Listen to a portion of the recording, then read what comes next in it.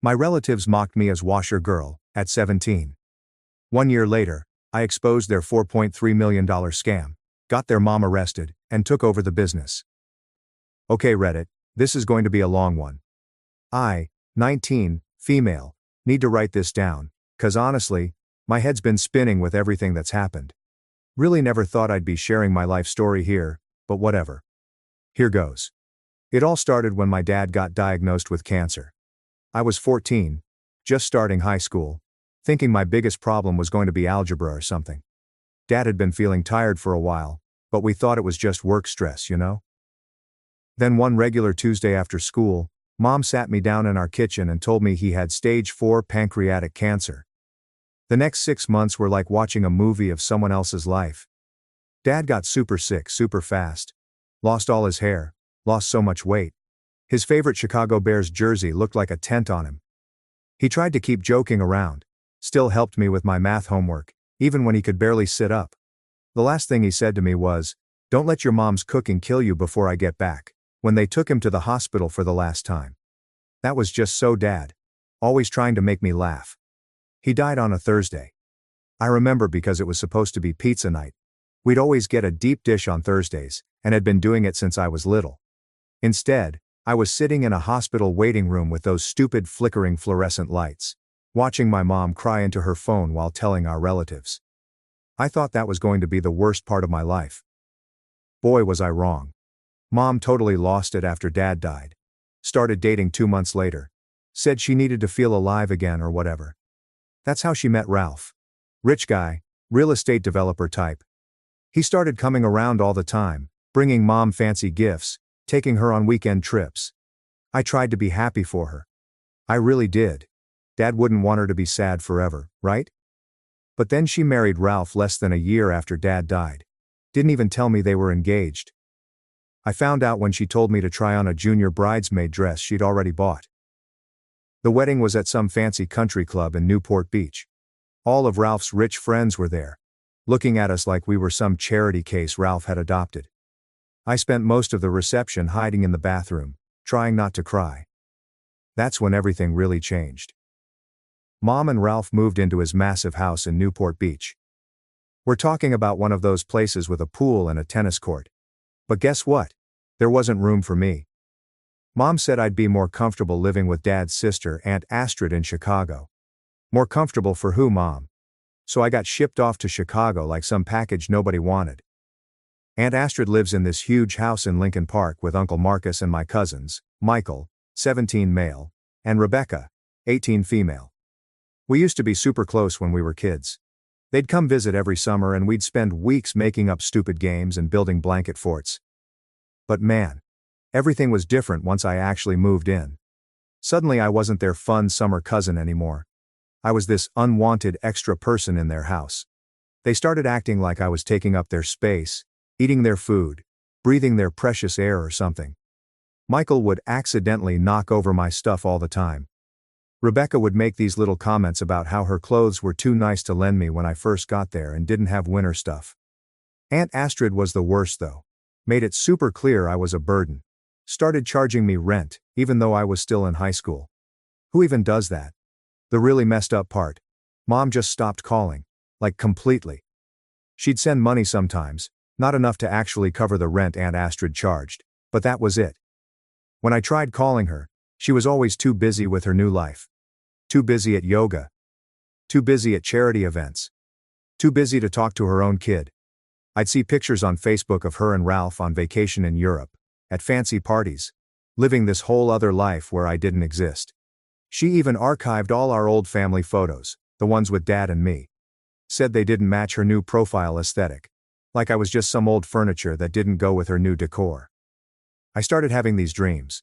When I was back in our old kitchen, where everything was normal. Then I would wake up crying in this weird bedroom at Aunt Astrid's house, staring at these fancy wallpapers that cost more than my whole wardrobe. Feeling like I'd lost both parents instead of just one. So after that first month at Aunt Astrid's, she hit me with this rent increase because of property taxes or whatever. I'm like, I'm 15, but okay. Guess I need a job. That's when my cousin Rebecca, oh so helpfully, tells me about this 24-hour laundromat that's hiring in what she calls the sketchy part of Chicago. It's this run-down building, wedged between a closed-down doll store and this super sus phone repair shop that I'm pretty sure never actually repairs any phones. The owner, this old guy named Jerry, takes one look at me and goes, "You're way too young to work the midnight shift." But then I told him I could start that night and wouldn't complain about the pay, and suddenly my age wasn't such a big deal anymore. So my life became this crazy schedule that honestly still gives me anxiety thinking about it. Midnight to 6 a.m. at the laundromat, where I had to deal with the weirdest people you can imagine. The worst part wasn't even the weird customers, it was how cold that place got. The heating barely worked, and Chicago winters are no joke. I'd wear like 3 hoodies just to survive my shift. Never put that in the job description, did they? But one job wasn't enough to cover Aunt Astrid's rent, plus basic stuff like, food and school supplies. So I also started working at this gas station called Quick Stop from 4 p.m. to 10 p.m.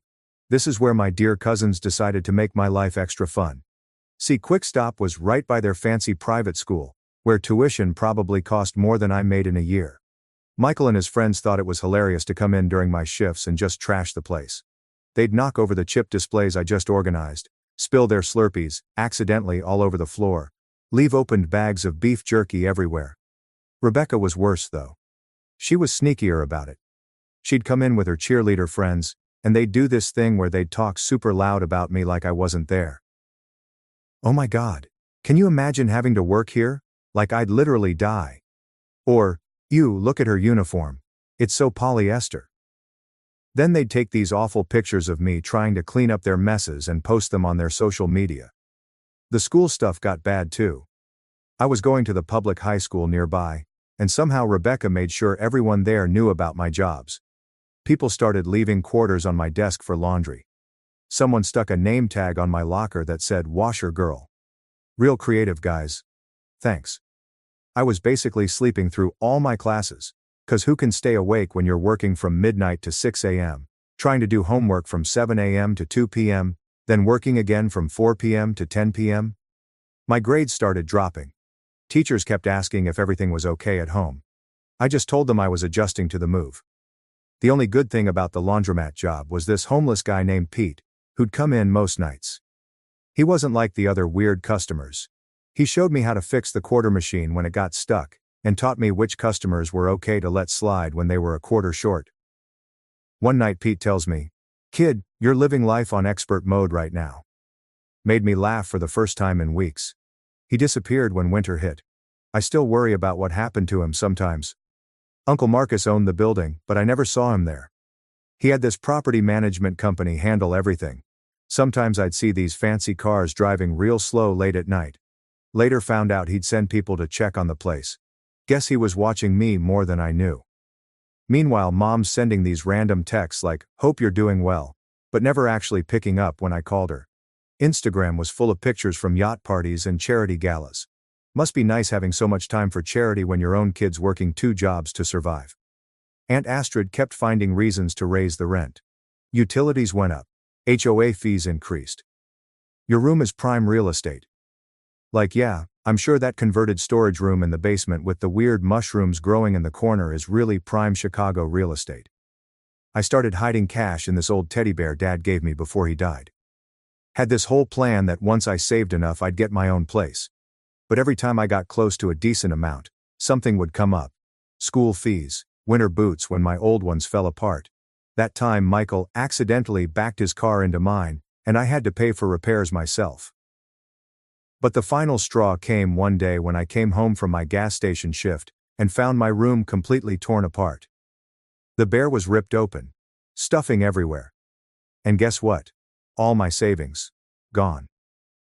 Rebecca swore she was just cleaning and had no idea about any money. Yeah, right. That same week, Aunt Astrid comes down to my basement room and tells me rent's going up again. Not just a little, we're talking double. Said something about property values in the area increasing. I did the math and realized even with both jobs I couldn't afford it anymore. But here's the thing. I'd been taking classes at this community college nearby. Nothing fancy. Just basic requirements, trying to get ahead while still in high school. The counselor there said I could maybe get financial aid if I took more classes. That meant I had to make a choice. Keep paying Aunt Astrid's crazy rent, or try to get an education. So I picked education. Didn't really have a plan, I just knew I couldn't stay there anymore. Packed up what could fit in my Toyota. The car had these weird rust spots all over it, and the heat only worked if you kicked the dashboard in exactly the right spot. But it was mine. First night sleeping in that car was actually kind of peaceful. Parked behind the laundromat. Used my work keys to sneak in and use the bathroom. Had this whole setup. Reclined the driver's seat all the way back. Used my work backpack as a pillow. Layered like 5 blankets I'd borrowed from the lost and found box. Thought to myself, this isn't so bad. Then winter hit. Real Chicago winter. The kind where your spit freezes before it hits the ground. My car's battery started dying because of the cold, so I couldn't run the heat much. The hardest part wasn't even the cold, or the lack of sleep. It was trying to look normal at school. Like try explaining to your chemistry teacher why your homework's all wrinkled and smells like laundry detergent, or why you're wearing the same 3 outfits over and over. The school counselor kept trying to talk to me, but what was I going to say? Oh yeah, I live in my car, but don't worry, it's parked in a really nice alley. Then my dear cousin Michael decided to play detective. Guess he got suspicious about why I wasn't around the house anymore. Followed me one night after my laundromat shift. Next day, their TikTok had this whole video series called My Homeless Cousin, a documentary. They filmed everything. My frost-covered windows, me trying to study using the light from the laundromat sign. Even catching me changing clothes in the back seat once. The videos went viral in their rich kid circle. People started driving by the laundromat at night, honking their horns, throwing stuff at my car. The cops started coming around more too. Every couple of nights, there'd be a knock on my window. Can't sleep here, miss. So I'd drive around until they left, then come back. Spent a lot of nights just driving in circles, watching my gas gauge get lower and lower, praying I'd have enough to get to work the next day. You know what's weird though? I started noticing this black SUV parked across the street some nights. Always in a different spot, but always there. Tinted windows, engine running. First I thought it was cops or maybe some creep, but they never bothered me. Just sat there like they were watching. The temperature dropped to -5 degrees Fahrenheit one night. The kind of cold that makes your eyes hurt. My car wouldn't start.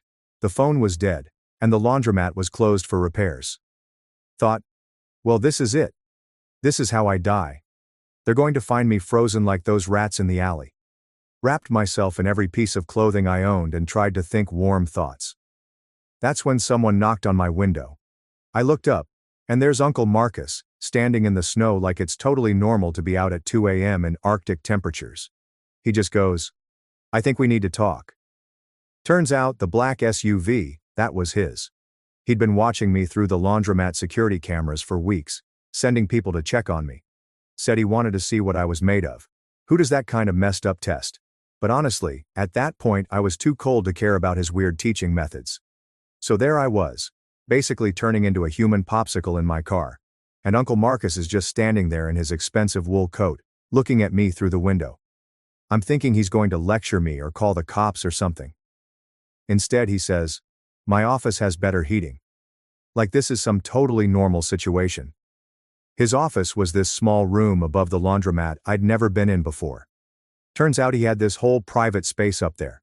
Desk, mini fridge, coffee maker, even a little bathroom. While I'm defrosting my fingers around this cup of actually good coffee, he just sits there watching me like he's trying to solve a puzzle. Finally he goes, you know, your dad and I used to sleep in a car too. Which, what? I almost dropped my coffee. See, I'd always known Uncle Marcus as this crazy rich real estate guy who wore suits that probably cost more than my car. But then he starts telling me this story I never knew. Apparently he and my dad grew up super poor. Like their mom worked 3 jobs, and they still couldn't afford rent most months, kinda poor. Uncle Marcus pulls out his phone and shows me this ancient photo of 2 skinny teenagers sitting in a van, eating beans straight from the can. That's your dad on the left, he says. And yeah, same goofy smile I remembered, just on a much younger face. The whole time he's telling me this story, I'm sitting there trying to process it. Like how did they go from homeless teenagers to, well, this? That's when he tells me about the laundromat. The original owner used to let them hang out inside during really cold nights. They'd help him fix machines, clean up, whatever needed doing. When the owner got sick, he offered to sell them the place. Dad had just started college on a scholarship, but Uncle Marcus had been working construction and saving every penny. So the owner sold it to him for basically nothing. That was his first property. Then he starts pulling out all these old documents from his desk. Property deeds, contracts, business plans, all with my dad's notes in the margins. When your dad got sick, Uncle Marcus continues, he made me promise 2 things. First, to look out for you. Second, to make sure you learn how to look out for yourself. Then he gives me this look and goes, gotta say, you're doing better at the second part than I expected. I'm sitting there trying not to cry. Failing pretty badly at it, to be honest, when he drops the real surprise. Turns out he owns like half the block around the laundromat now. Apartment buildings, stores, even that sketchy phone repair place. And he's been watching me through the security cameras this whole time, sending his guys in the SUV to keep an eye on me. You worked 2 jobs without complaining, kept your grades up, found ways to survive that most people wouldn't think of. Even kept that laundromat running better than the manager I hired. He actually smiled when he said that last part. Jerry told me you fixed the quarter machine. Took my maintenance guy 3 tries to figure that out. That's when he pulls out this key. Says it's for the apartment above his office, a whole studio apartment I didn't even know existed. He told me it's mine. No rent, as long as I keep working at the laundromat and keep my grades up. I tried to say no, like this felt too much like charity or something. But he shut that down real quick. This isn't charity. This is an investment. You've got your father's brains. And your own kind of determination. I'm investing in that. Then he shows me this whole file he's kept. Copies of my school records. Work reports from Jerry. Even screenshots of those awful TikToks Michael and Rebecca made. They thought they were shaming you, he says. All I saw was someone who refused to break. It's weird, you know? All this time I thought he was this cold rich guy who didn't care. Who let his wife treat me like garbage. Turns out he was testing me. Messed up way to do it, yeah. But I kind of get it now. He wanted to see if I had what my dad had. That thing that makes you keep going when everything's against you. Before I left his office that night, he said something else about Dad. Told me about their last conversation when Dad was in the hospital. Dad made him swear not to just hand me everything. Said I needed to learn to be strong on my own first. But Uncle Marcus added, he also said to know when enough was enough. And kid, you've more than proved yourself. I spent that night in a real bed for the first time in months. The apartment wasn't fancy, just 1 room with a kitchenette and bathroom, but it was warm, clean, safe. But the morning after Uncle Marcus gave me the apartment, I woke up to my phone blowing up with texts from Aunt Astrid. Turns out Michael had driven by the laundromat on his way to school and saw me walking down from the upstairs apartment. He took pictures, because of course he did. Aunt Astrid shows up at the laundromat during my shift, wearing her designer workout clothes and looking like she's about to explode. Starts screaming about how I'm trying to steal her husband, how I've been seducing him or whatever. Like, yeah, Aunt Astrid, I totally seduced him by being homeless and fixing washing machines. Super sexy. The customers were all staring, and this one old lady who comes in every Wednesday to wash her cat's blankets, actually started recording the whole thing on her phone. Aunt Astrid saying all this crazy stuff about how she always knew I was trouble. How I'm just like my mother, trying to take advantage of rich men. I'm just standing there with a mop in my hand, wearing my gross work uniform, thinking, is this really happening right now? Then Jerry comes out from the back room and tells Aunt Astrid she needs to leave before he calls the cops. She leaves, but not before telling me, this isn't over. That night, I heard Astrid and Uncle Marcus having this huge fight upstairs in his office. Their voices were muffled, but I could make out Aunt Astrid screaming about that girl, and how dare you. I felt so ashamed, like I'd ruined their marriage or something. Later Aunt Astrid slept at her friend's house that night. When I saw Uncle Marcus the next morning, he had dark circles under his eyes, and just gave me this tired nod. But the weird thing is that my mom suddenly started calling me, for the first time in months, acting all concerned. Honey, I'm hearing some disturbing things. Like she had any right to be concerned after abandoning me. I'm sure someone, probably Rebecca, sent her the rumors. Then she and Ralph show up at my apartment unannounced. Mom's wearing one of her new designer outfits. Her eyes scan my tiny studio apartment. "Oh honey," she says. But it sounds more calculating than concerned. "This is quaint." Ralph stays by the door like he's afraid poverty might be contagious. "What are you doing here?" I asked, not offering them a seat. "There's nowhere to sit anyway, unless they want to join me on my unmade bed." Mom starts pacing my tiny space. "We've been hearing things about you and your Uncle Marcus." The way she says it makes something twist in my stomach. "What about Uncle Marcus?" "Come on, sweetie." She tries for a conspiratorial smile. "I know what you're doing. It's clever, really. I would have never thought of it at your age." "Thought of what?" "Getting close to Marcus like this. Working in his business, playing the poor abandoned niece. I'm sure he's promised you quite a bit." The realization hits me like a slap. "You think I'm trying to get his money? Well, aren't you? Living in this place, working in that laundromat, spending all that time with him. It's obvious what you're doing." I laugh, and it comes out harsh. "Obvious to who? You? The woman who shipped me off to Chicago and forgot about me? That's not fair." "No, you know what's not fair. You disappeared when Dad died. You married Ralph. What, 10 months later? Send me to Aunt Astrid like I was some old furniture that didn't match your new decor." "I was grieving," she says. But she's looking at her expensive watch, not at me. "You were upgrading," I snapped back. "Trading up for a fancier life with your real estate husband and your charity galas. And now what? You're worried I might get some of Uncle Marcus's money before you do?" Ralph steps forward then, all fake authority. "Now listen here, young lady. Your mother and I are concerned about your welfare." "My welfare?" The laugh bubbles up again, uglier this time. "Where was this concern when Aunt Astrid was charging me rent at 15? When I was working 2 jobs and sleeping in my car?" Mom waves her hand dismissively. "Don't be dramatic. Astrid would never." "Check my hospital records from when I got bronchitis sleeping in that car. Check the pay stubs from the gas station and the laundromat. Check the rent receipts Astrid made me keep." "Oh wait, you can't. You were too busy posting pictures from your yacht parties to even answer my calls." "That's ancient history," Mom says. But she's fidgeting with her wedding ring. Dad's wedding ring that she had upgraded with bigger diamonds. "We're here to help now. Ralph has a friend who runs this wonderful boarding school in Switzerland." Now you want to help?" My voice rises. "Or did you just find out Uncle Marcus is teaching me about the business? Worried I might actually learn something? Get a piece of what you think should be yours?" Mom's face changes then. Gets harder. Drops the concerned mother act completely. "Marcus was your father's brother. Anything of his should go to me. His wife, ex-wife I correct, who remarried less than a year after he died.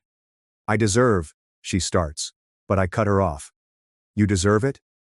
Dad helped build this business. He and Uncle Marcus started with nothing, while you were busy planning charity galas with Ralph. I'm learning how to fix washing machines and manage books, and actually help people, just like Dad did." "Your father was a teacher," she spits out. "He played around with Marcus's business like it was some hobby." "Get out." I point to the door.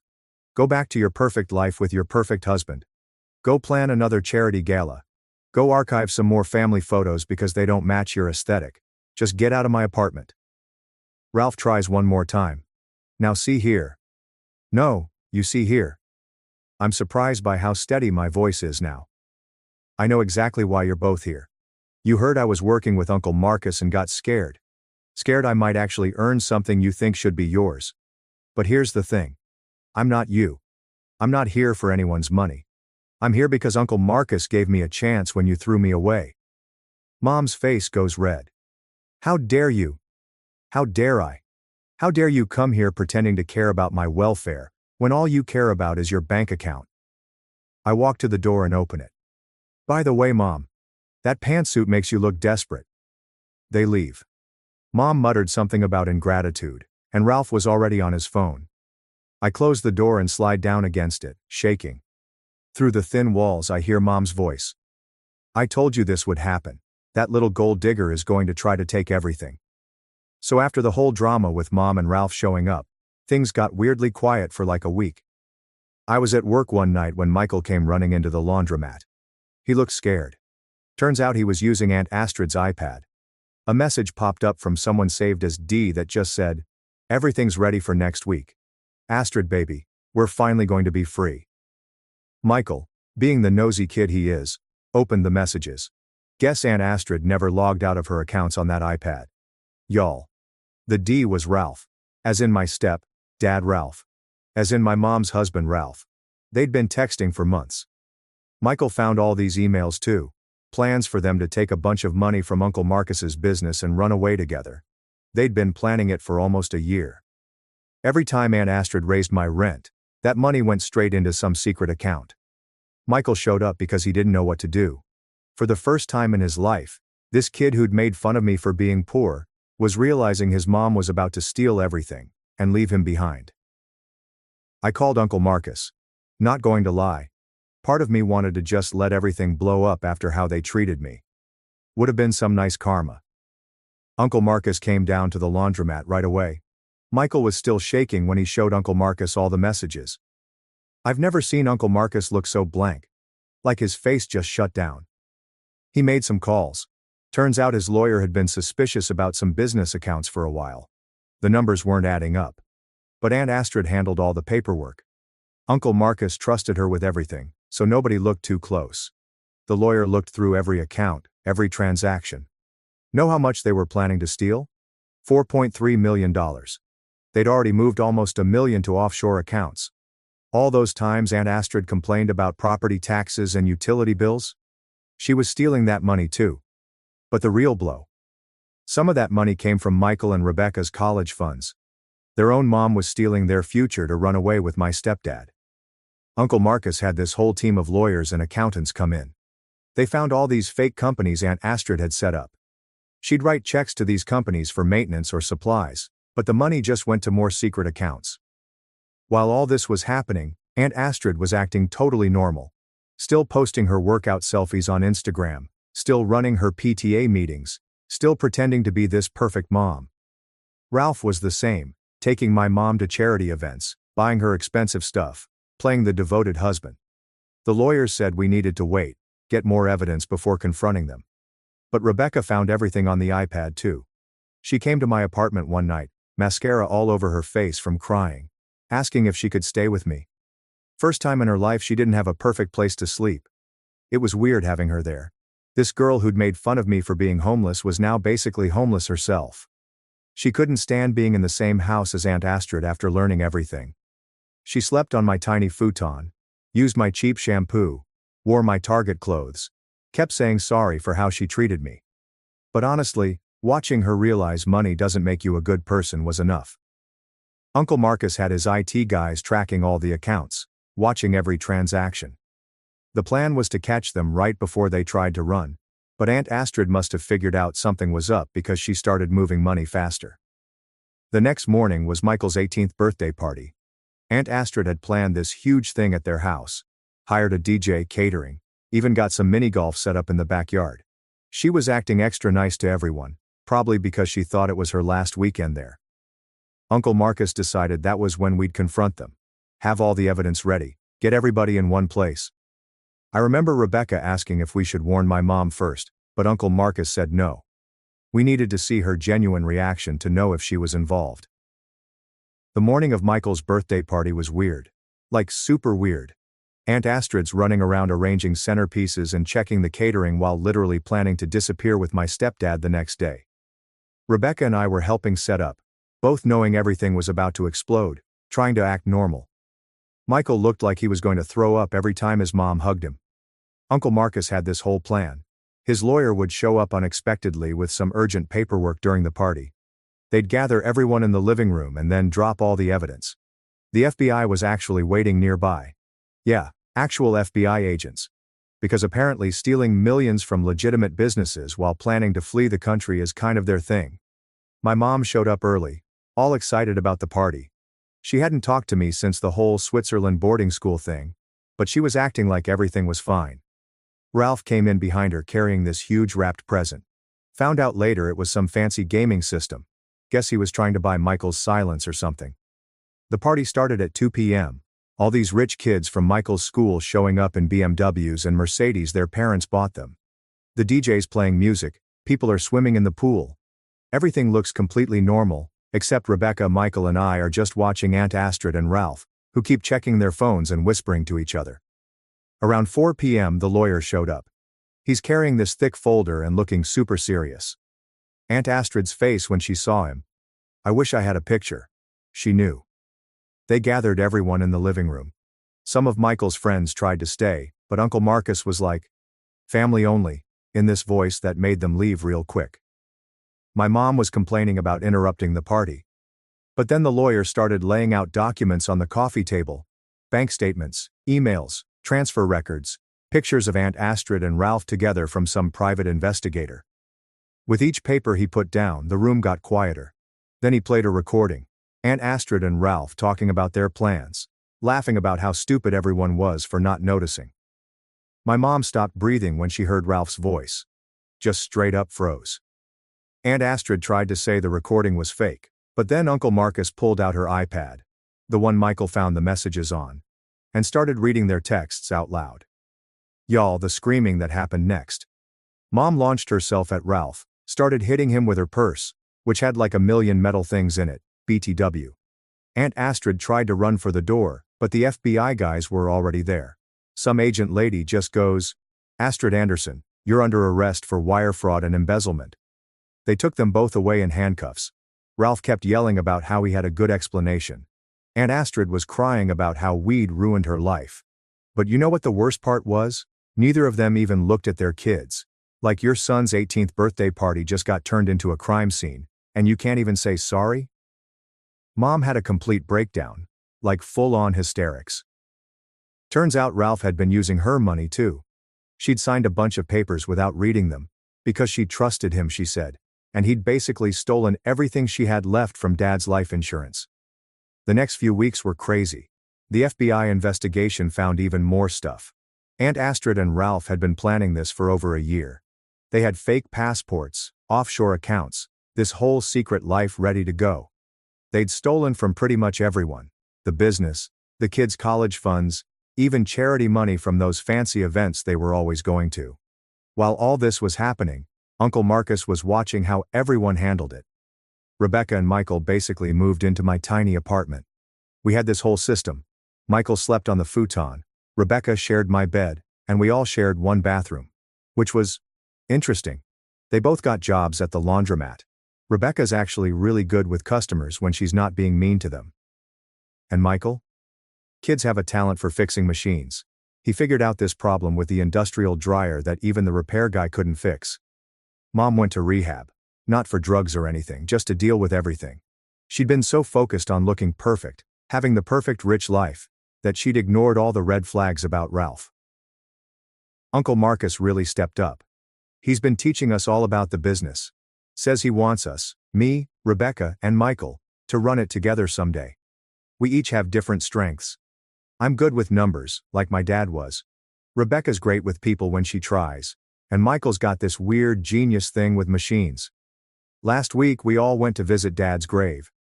First time we'd been there together. Uncle Marcus told us more stories about him, about how he'd helped build this whole business while still being a teacher, because he believed in helping people. Aunt Astrid and Ralph are in jail now. Turns out stealing millions and planning to flee the country is kind of illegal. They're both trying to blame each other, which would be funny if it wasn't so sad. Michael and Rebecca still struggle with it. Like, imagine finding out your mom cared more about running away with someone else's husband than she did about you. But you know what's weird? We're actually better now. Like, all of us. Mom's dealing with her issues instead of hiding them behind designer sunglasses. Rebecca and Michael learned what it's like to actually work for things. I learned that sometimes letting people help you isn't a weakness. Sometimes I look around at my life now and can't believe how different everything is from a year ago. Like, I'm sitting here in the laundromat office. My office now. I manage the place. And it hits me. Although I lost my family, I'm doing much better now. TLDR. Found out aunt and stepdad were secret lovers planning to steal millions and run away. They got arrested at a birthday party. Mom had a breakdown, went to rehab. Cousins learned humility through laundry. And we all somehow became a real family. Also, Dad was playing 4D chess from beyond the grave. Thanks for watching and diving into this wild family drama with me. If you love Reddit family drama, don't forget to subscribe and turn on notifications so you never miss the next one.